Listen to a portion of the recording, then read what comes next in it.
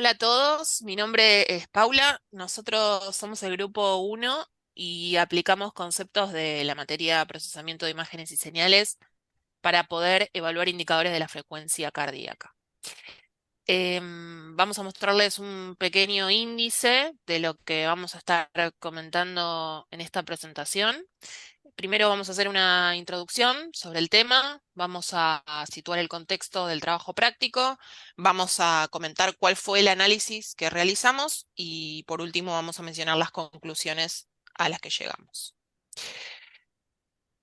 Bueno, acá como pequeña introducción, simplemente mencionar que la frecuencia cardíaca brinda información relevante, útil prácticamente en todos los campos de la medicina y de la salud preventiva. ¿Para qué nos sirve entender la variabilidad de esa frecuencia cardíaca? Em, Ahí, Nico, si querés, pasa a la siguiente. Eh, bueno, en primer lugar, sirve para hacer una evaluación del sistema nervioso simpático y parasimpático, que es clave para poder mantener en equilibrio y poder manejar el estrés y tener una buena salud cardiovascular. Además, tener una alta variabilidad de esa frecuencia cardíaca se la asocia con un mejor estado de salud en general y una mayor capacidad de recuperación, mientras que una baja variabilidad puede ser un indicador de estrés, de fatiga, de enfermedad o de un sistema nervioso autónomo desequilibrado. Por otro lado, si miramos al deporte, por ejemplo, sirve para hacer un seguimiento de la recuperación y el rendimiento de los deportistas, siempre sabiendo que la alta variabilidad es sinónimo de buena recuperación y la baja variabilidad puede indicar un sobreentrenamiento o falta de recuperación adecuada. Se puede mencionar también que la variabilidad de la frecuencia cardíaca es un biomarcador que se usa en estudios clínicos para investigar la relación entre el sistema nervioso autónomo y distintas condiciones de salud, como puede ser la hipertensión, la diabetes, la depresión y los trastornos de sueño. Los dejo con mi compañero, que les va a contar un poquito el contexto. Bueno, yo soy Gastón Aguirre y voy a estar hablando un poco sobre el contexto en el cual desarrollamos este análisis. En esta presentación básicamente nos vamos a centrar en analizar la variabilidad de la frecuencia cardíaca que obtuvimos a través de un electrocardiograma. La variabilidad de la frecuencia cardíaca básicamente se refiere a las fluctuaciones en el tiempo que existen entre cada latido del corazón. Esta variabilidad va a estar influenciada por diversos factores, como pueden ser el sistema nervioso autónomo, el estado físico y emocional del individuo y la presencia o no de enfermedades. El análisis de la variabilidad de la frecuencia cardíaca va a proporcionarnos información valiosa sobre la salud cardiovascular. Básicamente, como dijo Pau, una variabilidad alta va generalmente asociada a un sistema nervioso autónomo saludable y un menor riesgo de enfermedades cardiovasculares, y por el contrario, una variabilidad baja puede indicar un sistema nervioso autónomo desequilibrado y un mayor riesgo de problemas cardíacos. Cada latido del corazón va a originar una señal eléctrica que va a recorrer el corazón y el electrocardiograma nos va a permitir registrar esta señal y nos va a proporcionar información valiosa sobre el ritmo y la función cardíaca. En un electrocardiograma normal, básicamente se observarían ondas características, como se puede ver en la imagen, y cada una de estas con un significado específico. La primera sería la onda P, que representa la despolarización auricular, siendo este el inicio de la activación eléctrica en las aurículas. Para los que no saben qué son las aurículas, son unas cámaras que tenemos dentro del corazón y que reciben la sangre que retorna al corazón. Después tenemos lo que se conoce como complejo QRS, el cual refleja la despolarización ventricular, es decir, la activación eléctrica de los ventrículos y que al igual que las aurículas son cámaras, pero que éstas bombean la sangre hacia todo el resto del cuerpo. Generalmente esta onda suele durar en un electrocardiograma normal entre 60 y 100 milisegundos. Una duración anormal de este complejo puede indicar bloqueos en las fibras que realizan la conducción eléctrica por el corazón. Y después, por último, tenemos la onda T, que representa la repolarización ventricular, lo cual significa un periodo de reposo eléctrico entre dos latidos sucesivos. Después, en cuanto a los datos que utilizamos para realizar este análisis, básicamente los mismos fueron extraídos de repositorios y bases de datos públicas como pueden ser las que provee el MIT en cuanto al estudio de arritmias cardíacas. Ahora los voy a dejar con mi compañero Daniel, que va a profundizar un poco más en nuestro análisis. Hola, soy Daniel Espinosa y les vengo a hablar un poco sobre el procesamiento y el análisis de todos los datos que obtuvimos. Comenzando a hablar un poco sobre cómo hicimos el análisis, utilizamos Python para el mismo. Decidimos utilizar Python gracias a la facilidad de usarlo y lo versátil que es, principalmente viendo las bibliotecas que nos proporciona. De las bibliotecas que utilizamos, cabe destacar dos: SciPy para el análisis y manipulación de los datos y NumPy para todas las operaciones numéricas.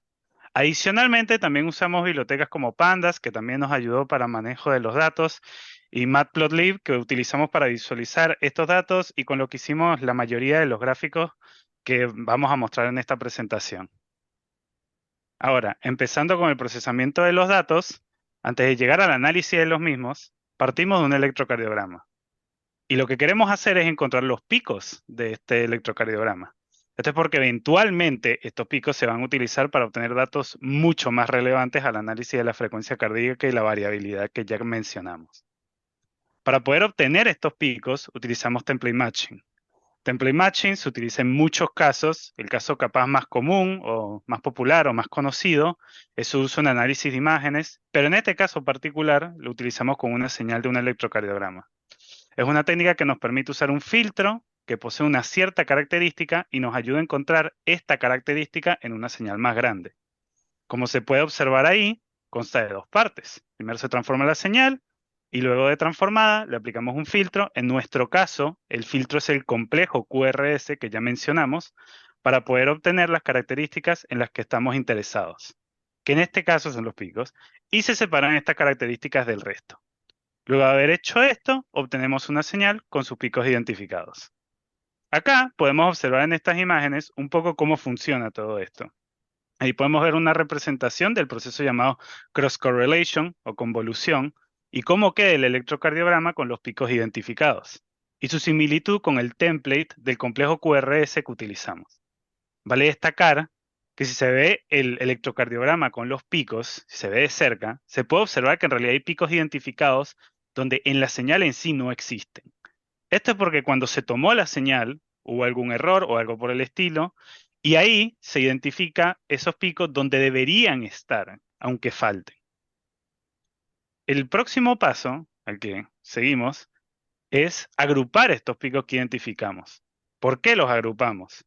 Bueno, esto se hace debido a que a veces se encuentran múltiples picos para cada complejo QRS. En realidad necesitamos solo uno por cada complejo. Para esto lo que hacemos es agrupar picos que se encuentran muy cerca y le sacamos la media para obtener un solo valor. ¿Siguen? En esta imagen podemos ver un ejemplo de lo que estábamos hablando. Es bastante sencillo. Esta imagen hace zoom en un solo complejo QRS. Si pueden ver ahí mencionamos cuánto duraba cada complejo, que no dura demasiado, entre 60 y 100 milisegundos. Y se observa que en ese mismo complejo se identificaron 6 picos y lo que obtenemos al final es solamente uno, que es el puntito negro, que se identifica ahí, que es la media. Ahora los dejo con mi compañero Gustavo para seguir con el análisis de los datos. Muchas gracias. Mi nombre es Gustavo Rey. Bueno, yo empiezo a explicar cómo es el procesamiento de datos. El electrocardiograma, con los picos no repetidos, se obtiene la distancia entre picos y se obtienen los intervalos RR. La próxima, por favor, Nico. Acá se observa ya una señal donde se pueden observar los intervalos RR ya filtrados y ya listos para obtener las estadísticas. La próxima, por favor. Y el análisis de datos que nosotros hacemos, el primer análisis de datos con los intervalos RR es el análisis en el dominio del tiempo. Y de ahí obtenemos las siguientes métricas de la variabilidad cardíaca. La más importante de todas es la raíz cuadrática media de las diferencias sucesivas, o RMSSD. Es una medida de cuánta variación existe en la frecuencia cardíaca. En un corazón sano existe una variación natural que se debe a un equilibrio entre el sistema nervioso simpático y las partes parasimpáticas del sistema nervioso autónomo. Si un cuerpo experimenta estrés, entonces el sistema simpático se activará para prepararse para el comportamiento de lucha o huida y su ritmo cardíaco aumentará. El parasimpático controla las respuestas de descanso y digestión del cuerpo y está asociado con la recuperación. La activación parasimpática conserva la energía, contrae las pupilas, ayuda a la digestión y ralentiza el ritmo cardíaco. Estas dos partes del sistema nervioso normalmente se encuentran en un equilibrio saludable, lo que provoca una variación natural en el corazón. Si este equilibrio se altera por algún motivo, esta variación cambiará. Entonces, un RMSD más bajo se asocia con estrés y diversas enfermedades. Es el marcador más importante y se utiliza en muchas investigaciones. Además de ese marcador, tenemos otras métricas que se combinan frecuentemente para obtener un diagnóstico más preciso. Unas pueden ser, por ejemplo, la media entre los intervalos RR. La otra es la desviación estándar de los intervalos RR. Después tenemos la frecuencia cardíaca media y la frecuencia cardíaca mínima. Esas son las métricas más importantes que hay de la variabilidad cardíaca. Pasamos a la siguiente, por favor. Bueno, entonces como se puede ver acá, lo que se ha hecho es, en el dominio del tiempo, se ha hecho una interpolación de splines para obtener una señal más suavizada. Pasaríamos a la siguiente, por favor. Bueno, además de un análisis en el dominio del tiempo, se hace un análisis también en el dominio de la frecuencia con la transformada rápida de Fourier y se obtienen otras métricas. Lo que se utiliza, podemos pasar a la siguiente, es el peridograma de Welch, que es una técnica de análisis compleja que muestra qué parte de una señal se encuentra dentro de una o más bandas de frecuencia, de los rangos, con respecto a la variabilidad del ritmo cardíaco. Las investigaciones han identificado ciertas bandas de frecuencias que tienden a correlacionarse con ciertos fenómenos fisiológicos, como la actividad del sistema nervioso parasimpático. El periodiograma de Welch es un método mediante el cual una forma de onda o señal grande mostrada en el tiempo se puede transformar en frecuencia dividiendo los datos en segmentos más cortos, transformando cada segmento luego, promediando los resultados sobre todos los segmentos para crear una forma de onda de frecuencia. Las métricas comunes de variabilidad cardíaca en el dominio de la frecuencia incluyen la potencia en la muy baja frecuencia, VLF, la potencia en la baja frecuencia y la potencia en la alta frecuencia. Una relación de alta frecuencia con baja frecuencia, algunos consideran que esto es indicativo de equilibrio autónomo simpático y parasimpático, pero eso es controvertido. En teoría, eh, la relación entre alta frecuencia y baja frecuencia muestra el equilibrio del sistema nervioso autónomo. Una baja relación entre ellas dos, un predominio del sistema nervioso parasimpático y una alta relación, un predominio del sistema nervioso autónomo. Y ahora sí los dejo con mi compañero Nicolás, que va a concluir. Bien, bueno, mi nombre es Nicolás Fernández y ahora lo que vamos a pasar a hacer es charlar un poco y sacar conclusiones a raíz de todo lo que fueron contando mis compañeros y el análisis que fuimos haciendo desde un electrocardiograma que obtuvimos de fuentes públicas hacia todo su procesamiento consecuente y todas las métricas que comentaba Gus recién que pudimos obtener para poder obtener distintas conclusiones, dar diagnósticos e inferir distintos indicadores sobre nuestros pacientes, ¿sí? Entonces, como conclusión, la verdad estamos muy conformes con todo el circuito y todo lo que logramos con este sistema, partiendo, como decía antes, de un electrocardiograma hasta tener métricas que nos permiten obtener conclusiones y muchísima información. De todas maneras, queremos remarcar que al ser una cuestión médica muy sensible, hay que tomar con mucha precaución el uso de este tipo de software, ya que se pueden sacar conclusiones apresuradas o incorrectas si no se testean y se los prueba correctamente. Como una pequeña observación dentro de nuestro sistema y los resultados que obtuvimos, queremos remarcar que detectamos que hay una serie de outliers y pequeños errores que pueden venir incluso desde el primer paso, que es el relevamiento del electrocardiograma, a donde detectamos que tenemos distintos picos que sobresalen, ¿sí?, generando una medición incorrecta.